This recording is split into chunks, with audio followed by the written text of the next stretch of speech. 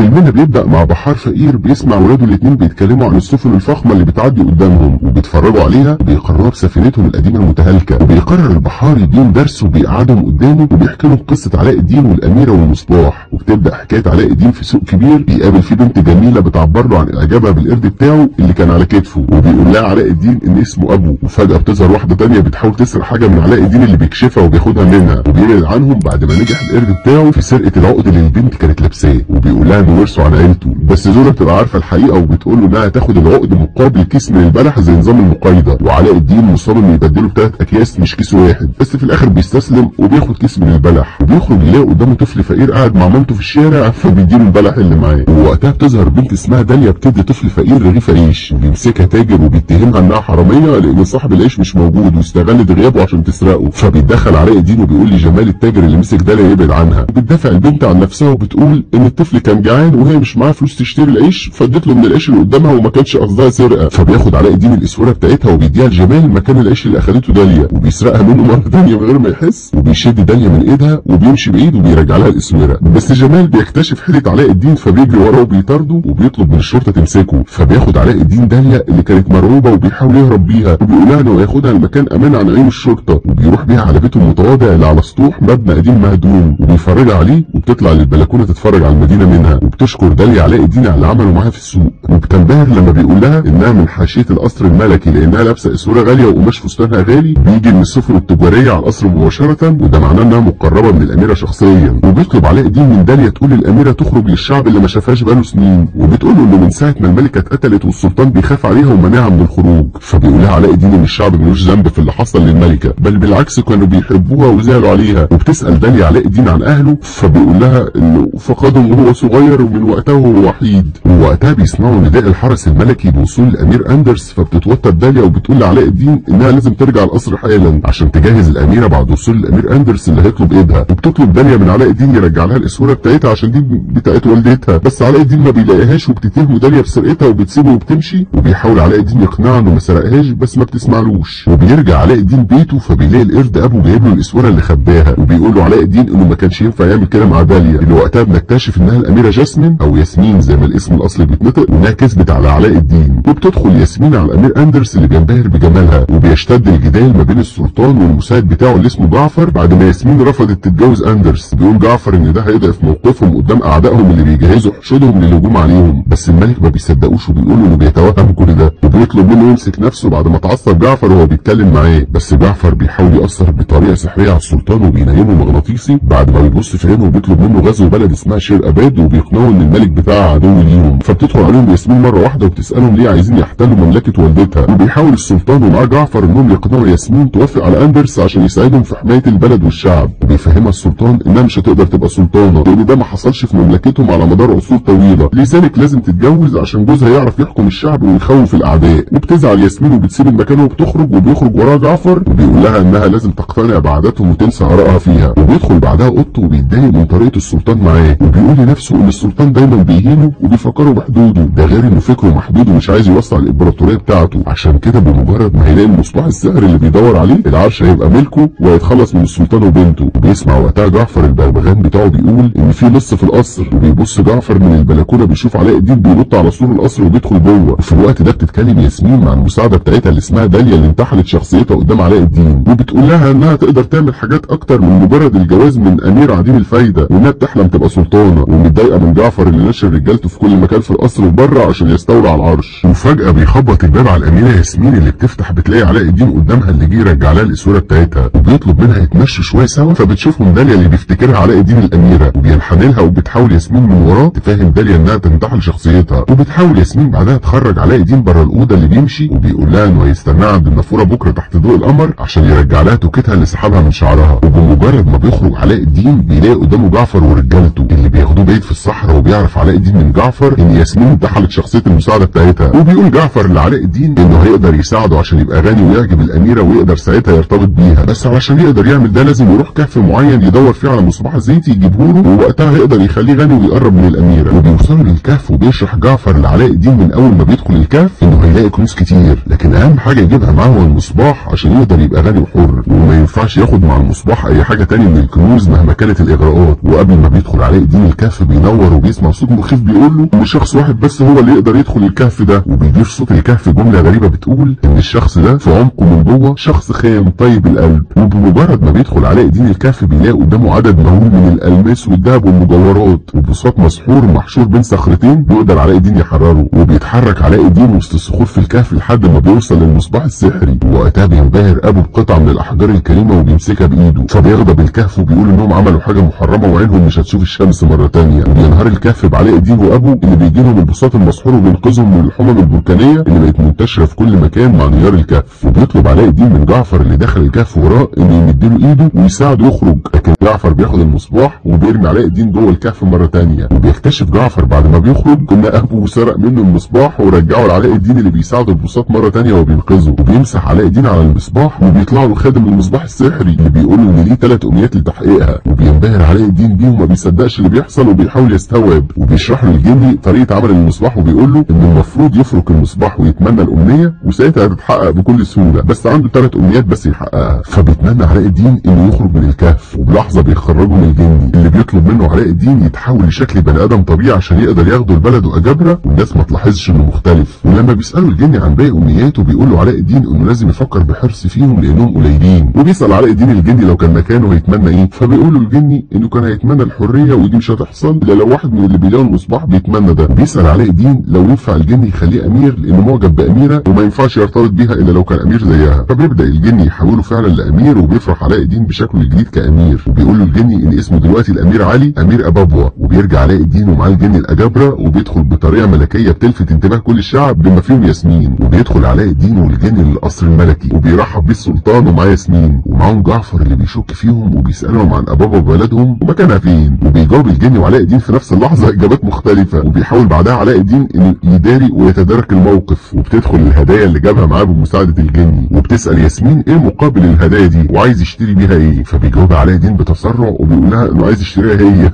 وبعدها بيحاول يصلح موقفه وبيقول انه عايز هي معاها. فبتسيبه ياسمين وبتمشي ويديله السلطان فرصه ثانيه يتكلم فيها وبيقول له انه معزوم على حفله بالليل وهيسيبه يقدم نفسه للاميره مره ثانيه بدل العك اللي عمله ده. وبالليل بيقابل جعفر علاء الدين في الحفله وبيعرف نفسه عليه وبيقول له انه وزير السلطان وبيحاول يسيطر عليه بسحره، لكن الجن بيتدخل وبياخد علاء الدين من قدامه بعد ما جعفر ما عرفش يكشف حقيقه علاء الدين. وبيحاول علاء الدين يتكلم مع ياسمين لكن بيلاقي اندرس راح يتكلم معاه فتراجع لبعيد، وبيقول له الجن انه يقدر يساعده يتغير من بره لكن هو الشخص الوحيد اللي يقدر يغير نفسه من جوه ويبهر الاميره. فبيروح علاء الدين يتاسف لياسمين وبيتكلم بتوتر فبتاخده ياسمين ترقص معاه، وبيحاول الجن يساعد علاء الدين في الرقصه. ووقتها بيطلب جعفر من واحد من رجالته انه يراقب علاء الدين لانه بيشك فيه، وبيقعد علاء الدين مع الجن في الاوضه اللي خصصها له السلطان عشان يبات فيها. وبيقول الجن لعلاء الدين يحاول يتعامل بطبيعته مع الاميره يمكن تقبله. وبيروح الجن لاوضه ياسمين وبيتكلم مع داليا اللي بتقول ان السبيل الوحيد لقلب الاميره هو عقلها، فبيطلب الجن من داليا يتمشى معاها لوحدهم وبتقبل داليا اللي بتسيب ياسمين. وبيدخل عليها علاء الدين وبتساله ياسمين عن ابابا اللي ما قدرتش تلاقيها في اي مكان على الخريطه، وبيرسم الجن مكان على الخريطه عشان يقدر علاء الدين يوريه للاميره بطريقه سحريه وهو مش موجود معاهم. وبيقول علاء الدين لياسمين ان العالم الحقيقي بعيد عن الخرائط والقصور، بيطلب منها تخرج بره القصر وتروح معاه يوريها العالم الحقيقي على سجادته السحريه، وبيطلب منها تثق فيه. بياخدها على البساط وبيطير لها لبعيد وبتكتشف ياسمين حقيقه علاء الدين بعد ما شكت فيه وقالت اسم ابوه. ولقيت علاء الدين مش مستغربه وبيساله ازاي عرف المدينه بتاعتها بالكامل عشان يفرجها عليها، فبيقول لها انه جيب نفسه وقعد وسطهم عشان يتعرف على الشعب والمملكه عن قرب. ولما قابلها في السوق كان متنكر زيها عشان يعرف يقعد وسطهم، فبتقتنع ياسمين بالكلام. وبيرجعها علاء الدين لاوضتها وبيشكرها على الوقت اللي قضوه سوا وبيرجع لاوضته فرحان. وبيحكي علاء الدين للجن اللي حصل وبيطلب منه الجن يقول لها الحقيقه. وتاني يوم الصبح بيقابل علاء الدين جعفر اللي بيؤمر رجالته ياخدوه الاوضه بتاعته وبيربطه في كرسي وبيحطه على شباك وبيقول له كشف حقيقته وبيطلب منه المصباح السحري، لكن علاء الدين بيقول له انه ما يعرفش حاجه عن المصباح. فبيرميه جعفر من الشباك وبينزل علاء الدين في الميه وبيترمي معاه المصباح وبيحاول علاء الدين يقرب منه ويدعكه وبيخرج له الجني وبيلاقيه مغمى عليه. بيحاول الجني يفوقه عشان يقول كلمه اتمنى ويعرف يخرجه من الميه، واول ما بيفشل انه يصحيه بيمسك ايده وبيكتب بيها الامنيه وبينقذه على اخر لحظه وبيشكره علاء الدين. وبيقول علاء الدين للجني انه لازم يكشف حقيقة جعفر للسلطان، بس الجن بيقول ان السلطان بيثق فيه ثقة عمياء. بس علاء الدين بيقول له ان اكيد ياسمين عارفة حقيقته وهي يقدر من خلالها يكشفه. ووقتها كانت ياسمين واقفة مع السلطان وجعفر اللي قال لهم ان الامير علي ساب القصر ومشي، بس ياسمين ما بتصدقوش وبيدخل عليهم علاء الدين وبيقول انه حاول يقتله. وقتها بيسيطر جعفر على السلطان بسحره لما بيبص على عينيه، لكن علاء الدين بيكسر صولجان جعفر اللي بيقدر من خلاله يتحكم في السلطان، وبيفوق السلطان اللي بيأمر بحبس جعفر اللي كان بيحاول يخطف منه العرش. وبيعتذر السلطان لعلاء الدين لانه شك فيه تحت سيطرة جعفر عليه، وبيقول انه موافق على جوازه من ياسمين. ويرجع علاء الدين لاوضته وبيتكلم مع الجن اللي بيستغرب ان علاء الدين مش هيقول الحقيقة لياسمين. وبيخرج علاء الدين من القصر وبيمشي في السوق وبيتسرق منه المصباح بعد ما نجح جعفر في الهروب من السجن. وبيروح علاء الدين لبيته القديم وبيقعد يفكر فيه، لكن في الوقت ده بيرجع جعفر للقصر بالجن وبيطالب بالعرش من السلطان اللي ما بيصدقش اللي بيحصل، وبيخضع الخدم كلهم لأوامر جعفر. لكن ياسمين بتفكر بقصته لما والده وصل للمملكة وجعفر كان طفل واتربى وسطهم، وفضل يترقى في المناصب لحد ما وصل لمرتبة وزير السلطان المقرب. لكن دلوقتي ما بيبصش غير لمصلحته الشخصية ونسي مصلحة الشعب. فبيرجع الخدم في كلامهم بعد ما اتأثروا بكلام ياسمين، وبيؤمر رئيس الحرس ان الحراس يقبضوا على جعفر اللي بيخرج الجن من المصباح وبيطلب منه يبقى اقوى ساحر في الوجود. وبعد ما بيكتشف علاء الدين بقى المصباح بيرجع للقصر، بيحاول يرجع المصباح لكن جعفر بيكشفه قدام ياسمين والسلطان، وبعدها بينفيه لابعد مكان عن السلطنه، مكان كله تلج وعواصف. وبيقول جعفر للسلطان انه مستحمله كتير ودلوقتي جه الوقت اللي هياخد فيه حقه منه وبيعذبه، وبيفهمه انه هيتجوز ياسمين ويتحكم في المملكه كلها. لكن ياسمين بتسرق المصباح منه، واول ما بتقرب منه بتنط من البلكونه وبتركب البساط المسحور اللي انقذ علاء الدين ورجعه من المنطقه النائيه. وبيبعت جعفر طائر ضخم ورا البساط اللي بيقع منه علاء الدين وقت ما كان بيحاول يرجع المصباح اللي خطفه الطائر، ورجعه لجعفر اللي بيقول لعلاء الدين ان دلوقتي بقى سلطان قوي ويقدر يدمر اي حاجه بما فيهم هو شخصيا. وبيتضايق جعفر من علاء الدين اللي بيقول له مهما بلغت قوته هيفضل الجن اقوى منه، فبيطلب جعفر من الجني انه يبقى اقوى كيان في العالم. فبيتحول جعفر لجني وبيتحبس جوه المصباح لانه بدون سيد بعد ما بقى اقوى كيان زي ما طلب. وبيرمي الجن المصباح اللي جوه جعفر بعيد، وبيتاسف علاء الدين للسلطان والياسمين، وقبل ما بيمشي بيتمنى للجني انه يبقى حر. وما بيصدقش الجن اللي عمله علاء الدين عشانه لان دي كانت امنيته الاخيره، وبيحضنه وبيشكره وبيساله علاء الدين هيعمل ايه بعد ما بقى حر. فبيقول الجن انه هيرتبط بداليا اللي حبها من اول نظره ويعيش معاها للابد. بنكتشف ان الجن وداليا هم نفسهم الاشخاص اللي ظهروا في اول الفيلم، والجني هو البحار اللي بيحكي القصه لاولاده. اما ياسمين فبيقرر السلطان من خلال السلطانه اللي هتحكم من بعده البلاد، وبيتجوز علاء الدين من ياسمين وبيحقق كل واحد حلمه اللي كان نفسه فيه.